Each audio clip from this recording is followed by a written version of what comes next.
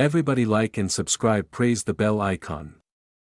Story number 1. It was a calm evening when the ship set sail from the port, carrying hundreds of passengers looking forward to the peaceful voyage ahead. A cruise through the Caribbean, the kind of trip people usually associated with relaxation and good times. Little did they know, for some aboard, this would be the last time they'd feel the comfort of solid ground beneath them. The night started like any other. The sky was clear, the stars glittered, and the ship gently rocked on the ocean's surface. The passengers were enjoying their dinners in the grand dining hall, laughing, drinking, and chatting. But deep below deck, something else stirred. The crew had noticed odd occurrences in the hours before departure. Small things at first, lights flickering, a strange metallic smell wafting from the ship's lower levels, and an unsettling creaking of the hull. Some of the older crew members whispered to each other about an old legend they'd heard as children, about a ship that had once vanished under similar circumstances, lost to the vast, dark sea without a trace. They laughed it off, but a sense of unease lingered in the air. By midnight, the ship had sailed far from shore. The lights in the common areas dimmed as the passengers began to retire to their rooms. The crew, too, went about their final rounds. But then came the first scream. It came from a cabin near the middle of the ship. The passengers rushed to the hallway, but by the time they arrived, the door was locked, and there was no sign of anyone inside. The only thing left was a trail of wet, dark footprints leading down the hall to the staircase. Another scream. This time, it came from the deck above. A young woman was found standing on the railing, eyes wide in terror, screaming at nothing. She claimed to have seen a figure out in the ocean, something enormous, dark, and moving beneath the waves. But before anyone could pull her away from the edge, she jumped. No one ever found her body. As the night wore on, more incidents occurred. A crew member was found locked in a freezer, his face frozen in an expression of pure terror. Another passenger claimed to have been woken up by whispers coming from the walls, voices speaking in a language they couldn't understand. The captain, who had been a veteran of the seas for over 20 years, was the next to fall victim. He disappeared from his cabin, and when his body was found, it was lying at the bow of the ship, drenched in seawater and his eyes wide open, staring at the horizon as if he had seen something unimaginable. By the time dawn broke, the ship was in complete chaos. The radio was dead, the engines were malfunctioning, and no one knew where they were. The passengers had grown frantic, but there was no sign of land. The ship was completely adrift in the middle of nowhere, surrounded by nothing but endless ocean. And then they heard it. The sound of something huge, something enormous, coming up from the depths. The water around the ship churned violently, and the very hull of the vessel seemed to groan under the pressure. The passengers and crew rushed to the decks, but there was nothing to see. No monster, no creature, only the crashing waves and a feeling of crushing dread. But as the sun rose higher in the sky, the ship began to drift closer to something that wasn't there before. It was a structure, half submerged in the water, a large, rusted metal hulk, part of something old and decayed, like a forgotten relic from another time. Some of the braver souls aboard tried to board it, but none returned. The ship was eventually found days later, floating aimlessly. There were no signs of struggle, no bodies, nothing to explain what had happened. The crew's log was found with the final entry marked in a frantic hand. "We are not alone. Something is out there, and it's coming for us. Pray that we make it through the night." The passengers and crew were never seen again. No bodies were recovered. The ocean had claimed them. The only evidence left was the ship, forever adrift, slowly sinking into the depths where it had first started its journey, just as if it had never truly left the shore at all. And to this day, no one knows what happened to them. Some say the ship passed too close to an old sea monster's lair, while others claim it was a curse, something that had been waiting beneath the waves for centuries. But the truth? The ocean keeps its secrets locked in the deep, and no one who ventures too far ever comes back to tell their tale. Story number 2. The ship had been out at sea for 3 days, and everything was going perfectly normal until they passed through a stretch of water that was unusually calm. No wind, no waves, just a perfect mirror of the sky above. That was when things started to go wrong. At first, it was subtle. A few passengers reported hearing strange noises coming from the ship's engine room, as though something was scraping along the steel walls below deck. But the crew dismissed it as a simple malfunction, something that could be easily fixed once they docked. The atmosphere remained calm, almost too calm, with an eerie stillness hanging over the passengers as the ocean remained motionless around them. Then, a young couple who had been enjoying their honeymoon on the cruise suddenly vanished. They were last seen in their cabin, and when the door was checked, it was locked from the inside. The staff forced their way in, but there was no sign of the couple, only the sound of the ship creaking and groaning as if something was trying to get out. No one could find them anywhere on the ship. It was as though they'd been swallowed whole by the ocean itself. The next day, another passenger disappeared. This time, it was a man who had been in the lounge, drinking and chatting with others. One moment he was sitting there, enjoying the music, and the next, he was gone. His drink remained, half finished, untouched on the table. No one saw him leave, and no one heard anything unusual.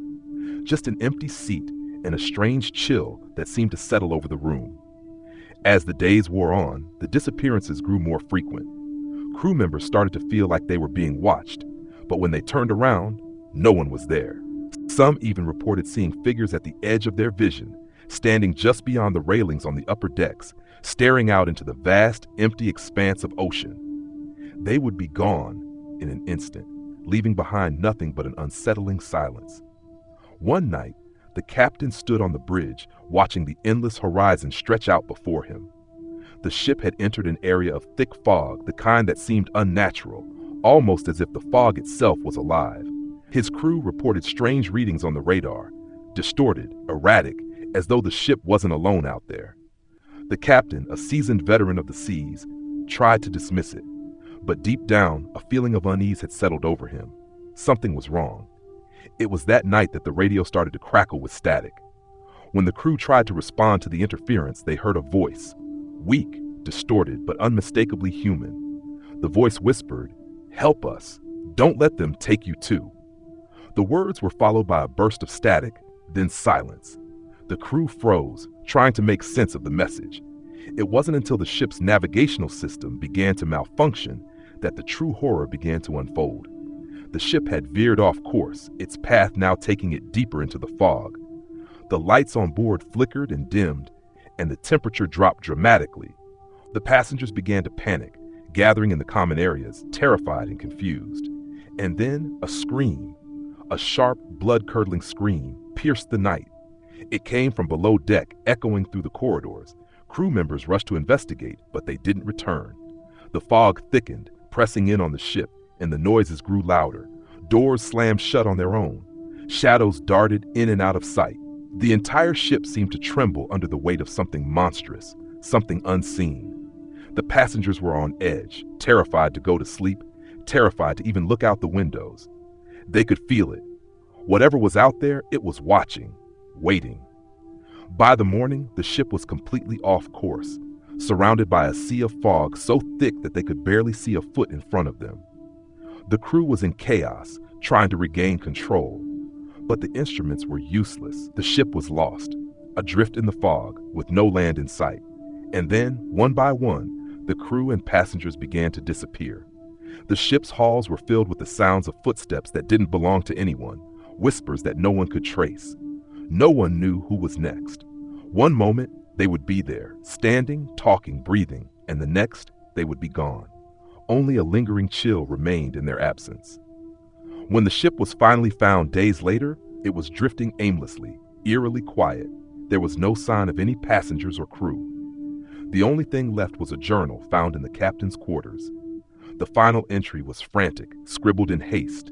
"We have seen it. It is the fog. The ship, it's not just haunted, it's alive. It's calling us. I can hear them. They are coming for me now."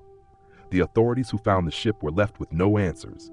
The passengers, the crew, all vanished into thin air, and no trace was ever found. The ship was taken into port, but no one could explain the strange readings on the radar, the strange radio signals, or the chilling stories that the survivors, if there were any, would never be able to tell. And that stretch of water, where the fog had claimed the ship, remains a mystery to this day. Ships passing through that area report strange phenomena, disappearances, unexplainable interference, and the unmistakable feeling of something lurking beneath the waves, just waiting for the next ship to drift into its grasp. Story number 3. The cruise had been booked by a group of friends for a special reunion, an escape from the mundane realities of their lives. They were thrilled to be spending a week at sea, basking in the sun during the day and enjoying fine dining at night. But what began as a perfect vacation would soon become a nightmare from which none would ever wake up. It started on the second night. The first sign that something was wrong came when the ship's lights flickered for a moment, casting long shadows across the lounge where passengers were mingling. The crew assured everyone that it was a minor electrical issue, nothing to worry about. But the next night, things escalated. One of the friends, Michael, was among the first to experience the strange phenomenon. He had been walking along the deck, admiring the stars, when he heard soft, almost imperceptible whispers coming from the water below. He leaned over the railing to listen more closely, straining his ears to catch the words. But the moment his face was near the edge, something icy cold touched the back of his neck, as if fingers were brushing against him from the depths. He spun around, but there was nothing behind him, only the eerie stillness of the night and the distant hum of the ship's engines. Shaking it off, he returned to his cabin, trying to convince himself it was just his imagination. The next morning, Michael wasn't there. His friends assumed he was sleeping in, but after several hours of not hearing from him, they went to his cabin. The door was locked, but there was no response. They had to force it open, only to find the room empty. His belongings were undisturbed, the bed still made. He had simply vanished. Panic spread quickly through the ship as other passengers began to report similar experiences. People would hear voices coming from empty cabins, faint whispers, or the sound of footsteps trailing behind them in the hallways. But when they turned around, no one was there. The crew was alarmed but had no explanation, except that some of the electrical systems were failing, and the ship's navigation was becoming increasingly erratic.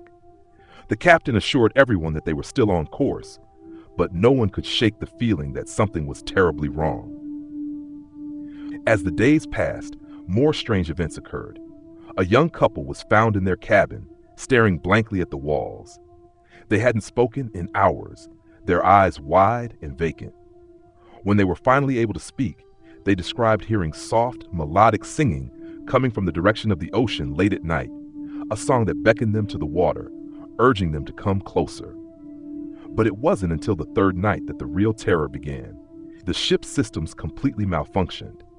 The lights went out, and the ship came to a halt, drifting on the dark ocean. Panic gripped the passengers as they realized they were stranded in the middle of the sea with no power, no communication with the outside world, and no way of knowing how far they were from land. The crew tried desperately to restart the engines, but nothing worked.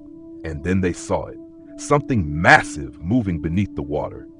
It wasn't a whale or any other sea creature. This was something far larger, something with a presence that made the ocean tremble. It circled the ship, drawing closer with every passing minute. That night, the whispers returned, louder than before, filling the ship with a sense of impending doom. Some passengers tried to leave their rooms, only to find themselves standing at the edge of the deck, staring out into the inky blackness of the sea. They couldn't move.